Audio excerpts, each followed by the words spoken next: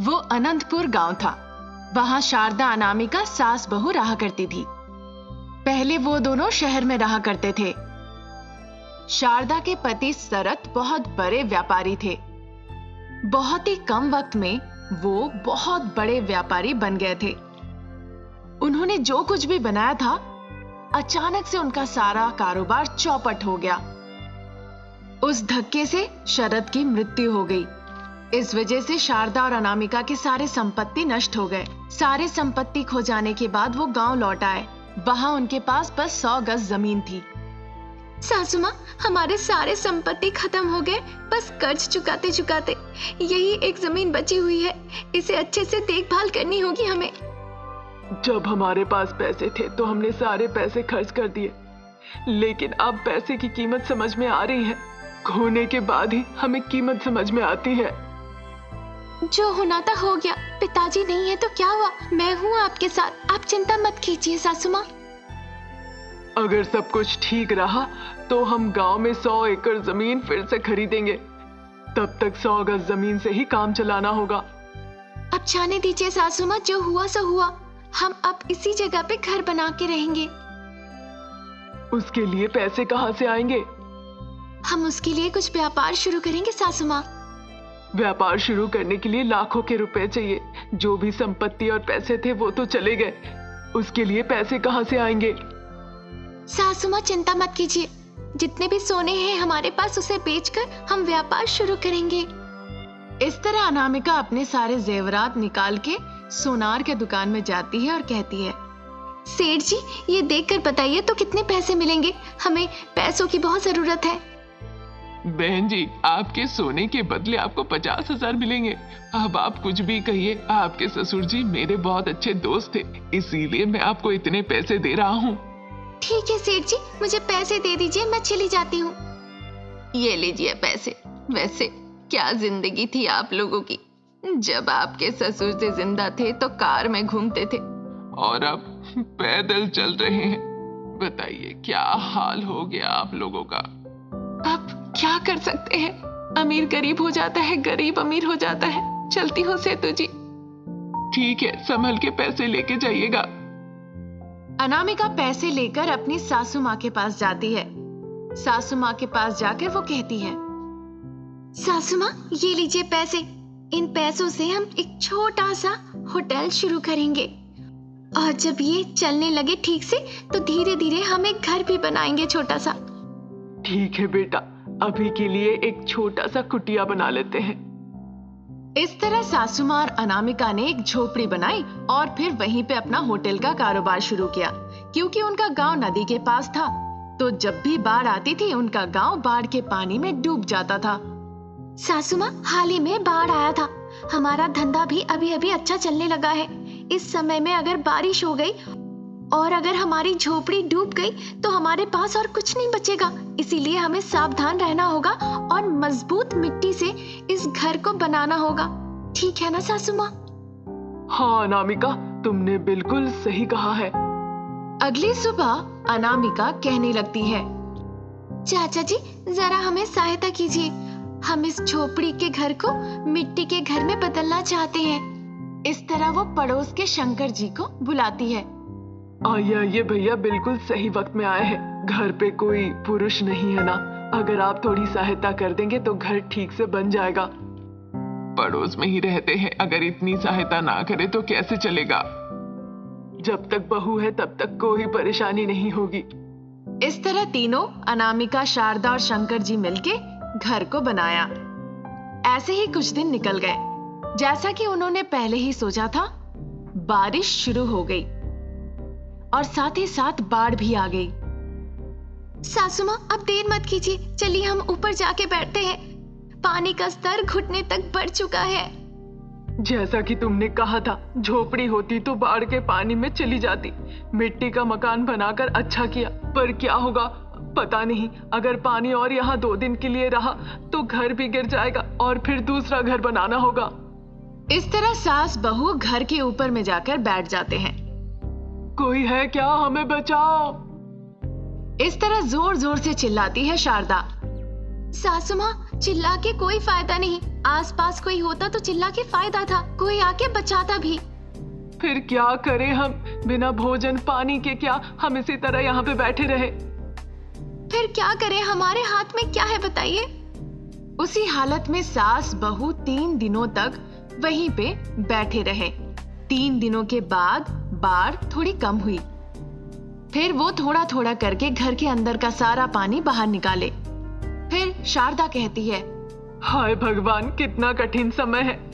सभी होटल के चीज बाढ़ में चली गई। अब हम क्या करेंगे भगवान? सासू माँ, मैंने पहले ही अनुमान लगाया था ये स्थिति आ सकती है, इसलिए हमारी कमाई की आधी राशि मैंने बैंक में जमा कर दी, ताकि जरूरत पड़ने पर हम उस पैसे से दूसरा व्यापार शुरू कर पाए। पिताजी ने भविष्य के बारे में बिना सोचे सारे पैसे व्यापार में लगा दिए थे, इसलिए कुछ भी नहीं बच पाया। ऐसी परिस्थिति के बारे में सोचकर मैंने बैंक में पैसे रखे थे। मैंने आपको इस बारे में नहीं बताया, माफ कीजिएगा। तुमने जो किया अच्छा किया, बताने की जरूरत नहीं। ठीक है माँ, मैं बैंक जाके पैसे ले आती हूँ। फिर अनामिका बैंक जाती है। बैंक से पैसे लाकर वो फिर से व्यापार शुरू करती है। बहुत ही कम समय में ही उनका व्यापार बहुत बड़ा हो गया और वो धीरे धीरे अमीर हो गए। उसके बाद उन्होंने जो कुछ भी कमाया उनमें से थोड़े हिस्से उन्होंने नदी के बांध बनाने के लिए पैसे दिए। इस तरह उनके सहयोग से बांध बनी और सभी लोगों को उन्होंने बाढ़ से बचाया। सभी ने सास बहू की बहुत सराहना की। फिर सासू माँ और अनामिका ने अपने पुराने घर के जगह पर ही एक बड़ा सा बंगला बनाया। इस तरह सासू माँ और बहू रानी बहुत हिम्मत दिखाती है और कहानी की एक अच्छी समाप्ति होती है। उस दिन शाम का वक्त था। किशोर अपने फेसबुक दोस्त अनामिका का इंतजार कर रहा था। इस बीच एक विकलांग लड़की उसके पास आती है। आओ अनामिका, आओ, यहाँ बैठो। अरे किशोर, फेसबुक पर तो मेरी कोई तस्वीर नहीं थी, फिर तुमने मुझे कैसे पहचान लिया? मैंने तुम्हें पहचान लिया क्योंकि मैंने तुम्हारी फेसबुक पे तस्वीर देखी थी कई दफे। अनामिका, मैं तुम्हें बहुत दिनों से जानता हूँ। हम एक ही कॉलेज में पढ़ते थे, पर हम अलग अलग ब्रांच में थे। मैं तुमसे बात करने की कई बार कोशिश भी की थी, पर तुमने मुझे कभी मौका नहीं दिया बात करने का। ऐसा क्या? मुझे तो विश्वास ही नहीं हो रहा है। किशोर, तुम बताओ क्यों फोन किया मुझे? बहुत दिनों से तुम मुझसे कह रहे थे मिलने के लिए। बताओ क्या कहना चाहते हो? हाँ अनामिका, मैं तुम्हें बहुत दिनों से पसंद करता हूँ, बहुत ज्यादा पसंद करता हूँ। अगर तुम तैयार हो तो मैं तुमसे शादी करना चाहता हूँ। किशोर, क्या तुम सच में मुझसे प्यार करते हो? मुझे बहुत डर लग रहा है क्योंकि मेरा एक पैर नहीं है और मैं अपाहिज हूँ। फिर तुम मुझसे कैसे प्यार कर सकते हो? क्या तुम्हारे परिवार के लोग हमारी शादी को मान लेंगे? हाँ, मेरी माँ है मेरे परिवार में, मैं उन्हें कैसे भी मना लूंगा। तुम इस बारे में बिल्कुल ना सोचो। इस तरह से किशोर ने कहा। फिर उसकी बातें सुनकर अनामिका कहती है, ठीक है, मैं अपने पिताजी से इस बारे में बात करूंगी। अनामिका ऐसा कहकर वहां से चली गई। फिर वो अपने पिताजी के पास जाकर जो जो हुआ वो सब कुछ खुलकर बताई। ठीक है बेटा, मैं परिवार के साथ इस बारे में चर्चा करता हूँ। उन्होंने इस तरह से अनामिका से कहा। वो दिन खत्म हो गया। दूसरे दिन अनामिका सुबह सुबह अपने नींद से उठी और काम करने लगी। वो चाय बना रही थी अपने पिताजी के लिए। फिर वो चाय बना के अपने पिताजी के पास ले गई। वो बिस्तर में सो रहे थे। पिताजी, पिताजी उठिए, मैं आपके लिए चाय लेकर आई हूँ पिताजी। इस तरह से कहकर वो अपने पिताजी को उठाने की कोशिश कर रही थी, पर उसके पिताजी जवाब नहीं दे रहे थे। ये देखकर अनामिका बहुत घबरा गई। पिताजी, पिताजी उठिए ना, पिताजी। इस तरह से वो कह रही थी अपने पिताजी को, पर उसके पिता की मृत्यु हो चुकी थी।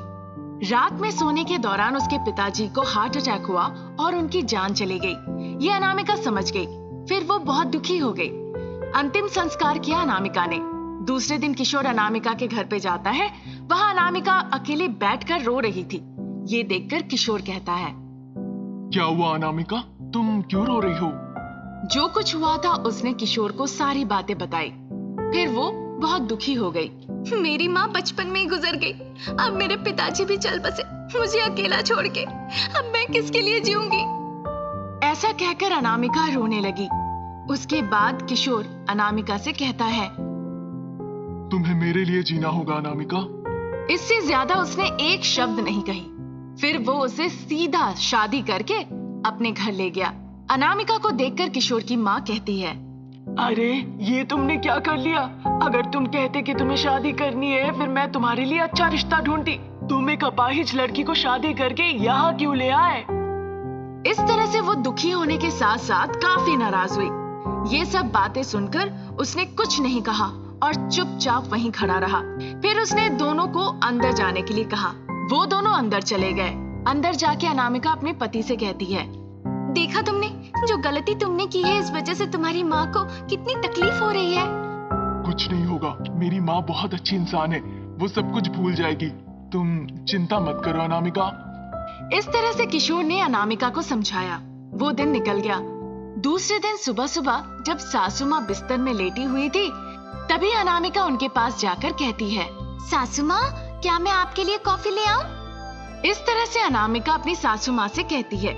सासू माँ कुछ ना कहते हुए सिर्फ उसके तरफ देखती है।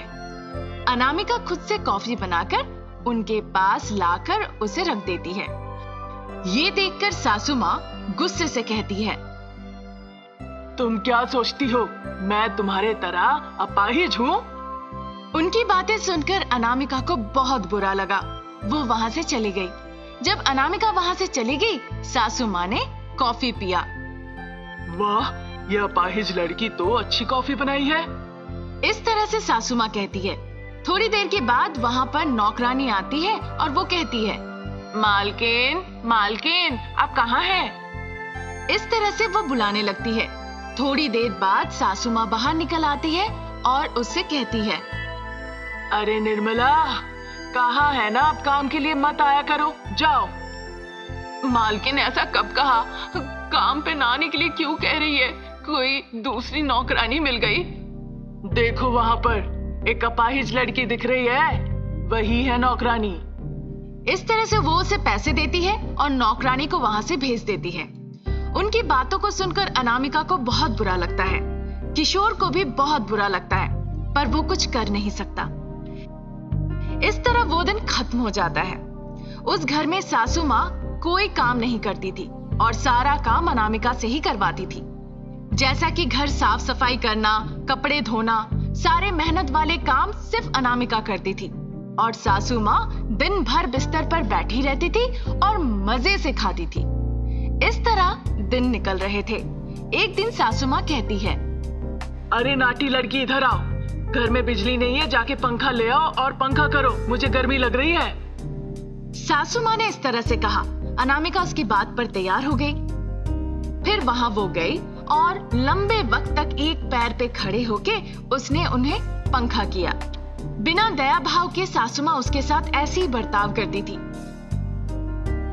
कुछ महीने ऐसे ही निकल गए। फिर पता चला कि वो गर्भवती है। इस बात से पति पत्नी बहुत खुश हुए, पर सासू माँ को ये बात बिल्कुल नहीं भाया। जब से उन्हें पता चला कि वो गर्भवती है, तब से वो उसे और परेशान करने लगी। जब ऐसा ही चल रहा था, एक दिन, अरे तुमने स्टोव पर क्या चढ़ाया है? जलने की बदबू आ रही है। ये कहकर वो हड़बड़ा के किचन की तरफ जाती है और पैर फिसल के गिरने की वजह से उसकी रीढ़ की हड्डी टूट जाती है। जमीन पे गिरने के बाद सासू माँ कहती है, हे भगवान, मेरा कमर टूट गया, मैं मर गई। इस तरह वो जोर जोर से चिल्लाती है। फिर किशोर उसे उठाकर बिस्तर पर लेटाता है और तुरंत डॉक्टर को फोन लगाता है। डॉक्टर साहब वहां पर आकर कहते हैं, लगता है उसकी रीढ़ की हड्डी बहुत बुरी तरह से टूट गई है, मुझे जांच करनी होगी, कुछ महीने तक उसे आराम करना होगा, शायद कभी ना चल सके। इस तरह डॉक्टर साहब ने कही। ये सुनकर सासू माँ बहुत दुखी हो जाती है। फिर अनामिका डॉक्टर साहब से कहती है, डॉक्टर साहब, वो तो ठीक है, मैं अपनी सासू माँ को समय समय पर दवाइयाँ और खाना दिया करूंगी। उनका अच्छे से देखभाल करना और प्रोटीन युक्त खाना देना।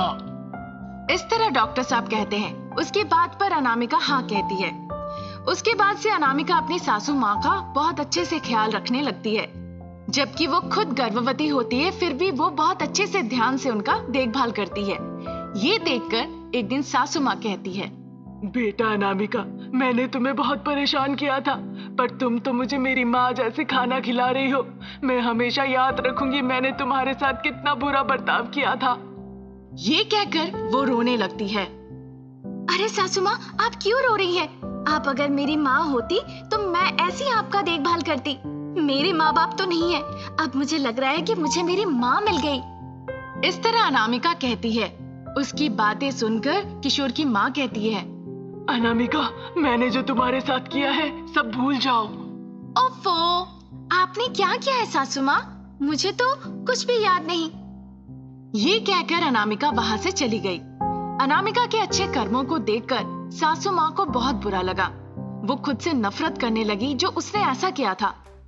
3 महीने बाद अनामिका के डिलीवरी का समय हो गया। तब तक सासू माँ की सेहत में काफी सुधार थे। वो धीरे धीरे चलने लगी और अनामिका का देखभाल भी करने लगी। कुछ दिनों के बाद अनामिका ने एक संतान को जन्म दिया। ये देखकर उसके पति और सासू माँ दोनों ही बहुत खुश हुए। उसके बाद से वो सब बहुत खुशी खुशी जीवन व्यतीत करने लगे।